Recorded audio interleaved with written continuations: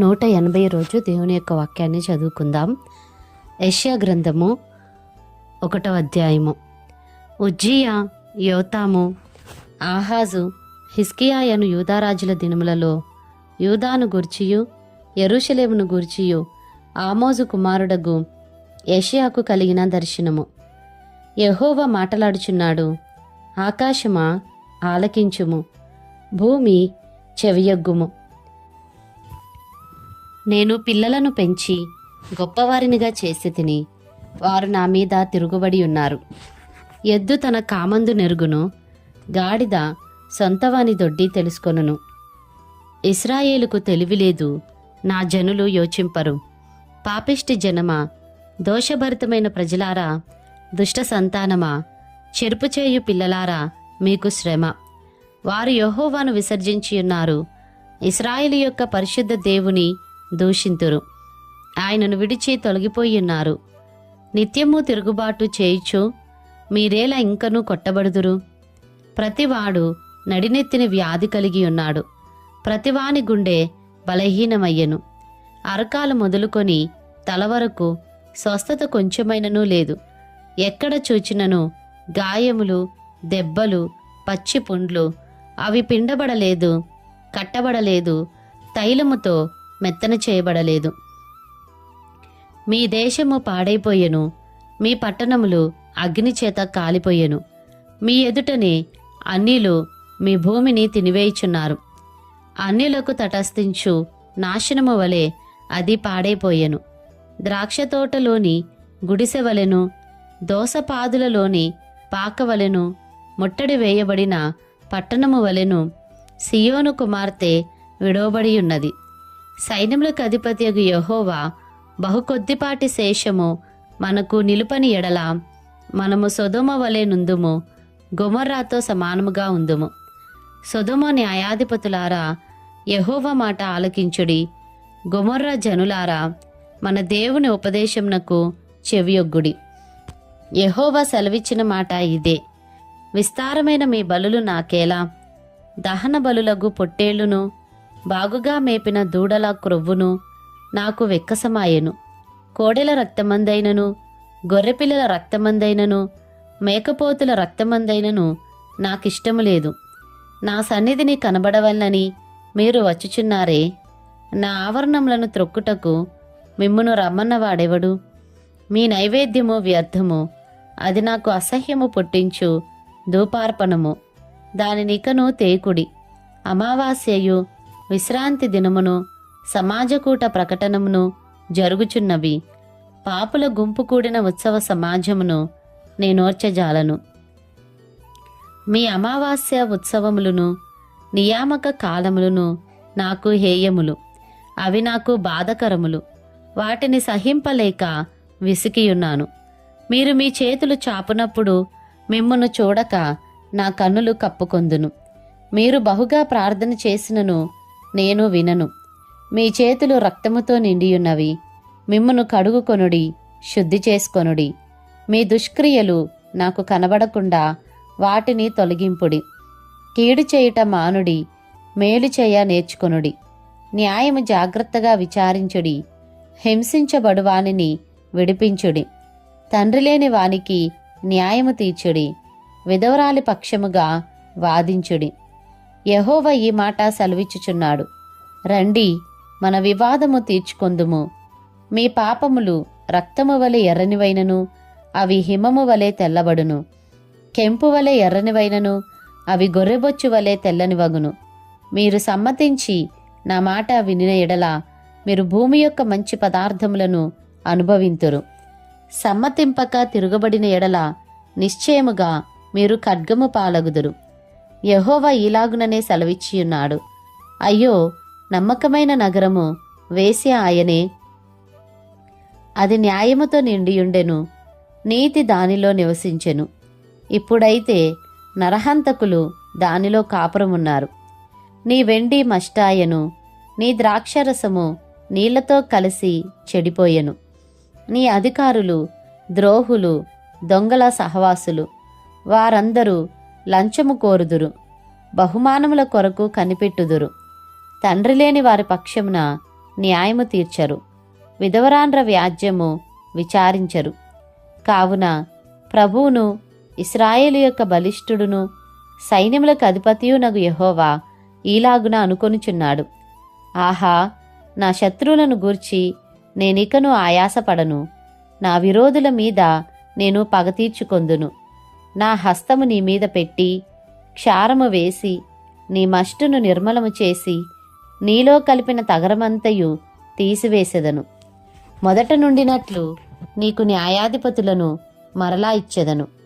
ఆదిలో నుండినట్లు నీకు ఆలోచనకర్తలను మరలా నియమించెదను. అప్పుడు నీతిగల పట్టణమనియు నమ్మకమైన నగరమనియు నీకు పేరు పెట్టబడును. సియోనుకు న్యాయము చేతను, తిరిగి వచ్చిన దాని నివాసులకు నీతి చేతను విమోచనము కలుగును. అతిక్రమము చేయువారును పాపులను నిశ్శేషముగా నాశనమగుదురు. యెహోవాను విసర్జించువారు లయమగుదురు. మీరు ఇచ్చయించిన మస్తకి వృక్షమును గూర్చి వారు సిగ్గుపడుదురు. మీకు సంతోషకరములైన తోటలను గూర్చి మీ ముఖములు ఎర్రబారును. మీరు ఆకులు వాడు మస్తకి వృక్షము వలెను, నీరులేను తోటవలెను అగుదురు. బలవంతులు నారపీచు వలె నుందురు. వారి పని అగ్నికణము వలె నుండును. ఆర్పువాడెవడునూ లేక వారును వారి పనియు బొత్తిగా కాలిపోవును. యెషయా గ్రంథము 2వ అధ్యాయము. యూదాను గూర్చియు యెరూషలేమును గూర్చియు ఆమోజు కుమారుడైన యెషయాకు దర్శనము వలన కలిగిన దేవోక్తి. అంత్యదినములలో పర్వతములపైన యెహోవా మందిర పర్వతము పర్వత శిఖరమున స్థిరపరచబడి కొండల కంటే ఎత్తుగా ఎత్తబడును. ప్రవాహము వచ్చినట్లు సమస్త అన్యజనులు దానిలోనికి వచ్చెదను. ఆ కాలమున సియోనులో నుండి ధర్మశాస్త్రము, యెరూషలేములో నుండి యెహోవా వాక్కు బయలువెళ్ళును. జనములు గుంపులు గుంపులుగా వచ్చి యాకోబు దేవుని మందిరమునకు, యెహోవా పర్వతమునకు మనము వెళ్ళుదము రండి. ఆయన తన మార్గముల విషయమై మనకు బోధించును. మనము ఆయన త్రోవలలో నడుచుదుము అని చెప్పుకొందురు. ఆయన మధ్యవర్తి అయి అన్యజనులకు న్యాయము తీర్చును, అనేక జనములకు తీర్పు తీర్చును. వారు తమ ఖడ్గములను నాగటి నక్కులుగాను తమ ఈటెలను మచ్చుకత్తులుగాను సాగగొట్టుదురు. జనము మీదికి జనము ఖడ్గమెత్తకై ఉండును. యుద్ధము చేయ నేర్చుకొనుట ఇక మానివేయును. యాకోబు వంశస్థులారా రండి, మనము యెహోవా వెలుగులో నడుచుకొందము. యాకోబు వంశమగు ఈ జనము తూర్పున నుండిన జనుల సంప్రదాయములతో నిండుకొని ఉన్నారు. వారు ఫిలిస్తీయుల వలె మంత్రప్రయోగము చేయుదురు, అన్యులతో సహవాసము చేయుదురు. గనుక నీవు వారిని విసర్జించియున్నావు. వారి దేశము వెండి బంగారములతో నిండియున్నది. వారి ఆస్తి సంపాద్యమునకు మితిలేదు. వారి దేశము గుర్రములతో నిండియున్నది. వారి రథములకు మితిలేదు. వారి దేశము విగ్రహములతో నిండియున్నది. వారు తమ చేతి పనికి తమ వ్రేళ్లతో చేసిన దానికి నమస్కారము చేయుదురు. అల్పులు అనగద్రొక్కబడుదురు, ఘనులు తగ్గింపబడుదురు. కాబట్టి వారిని క్షమింపకుము. యెహోవా భీకర సన్నిధి నుండియు ఆయన ప్రభావ మహాత్యము నుండియు బండబీటలలోనికి దూరుము. మంటిలో దాగియుండుము. నరుల అహంకార దృష్టి తగ్గింపబడును, మనుషుల గర్వము అణగద్రొక్కబడును. ఆ దినమున యెహోవా మాత్రమే ఘనత వహించును. అహంకారాతిశయము గల ప్రతిదానికిని ఔన్నత్యము గల ప్రతిదానికిని విమర్శించు దినమొకటి సైన్యములకు అధిపతియగు యెహోవా నియమించియున్నాడు. అవి అణగద్రొక్కబడును. ఔన్నత్యము కలిగి అతిశయించు లెబానోను దేవదారు వృక్షములకన్నిటికిని, బాషాను సింధూర వృక్షములకన్నిటికిని, ఉన్నత పర్వతములకన్నిటికిని, ఎత్తైన మెట్లకన్నిటికిని, ఉన్నతమైన ప్రతి గోపురమునకును, బురుజులు గల ప్రతి కోటకును, తార్షీషు ఓడలకన్నిటికిని, రమ్యమైన విచిత్ర వస్తువులకన్నిటికిని ఆ దినము నియమింపబడి ఉన్నది. అప్పుడు నరుల అహంకారము అణగద్రొక్కబడును, మనుషుల గర్వము తగ్గింపబడును. ఆ దినమున యెహోవా మాత్రమే ఘనత వహించెను. విగ్రహములు బొత్తిగా నశించిపోవును. యెహోవా భూమిని గజగజ వణికింప లేచినప్పుడు ఆయన భీకర సన్నిధి నుండియు ఆయన ప్రభావ మహాత్యము నుండియు మనుష్యులు కొండల గుహలలో దూరుదురు, నేల బొరియలలో దూరుదురు.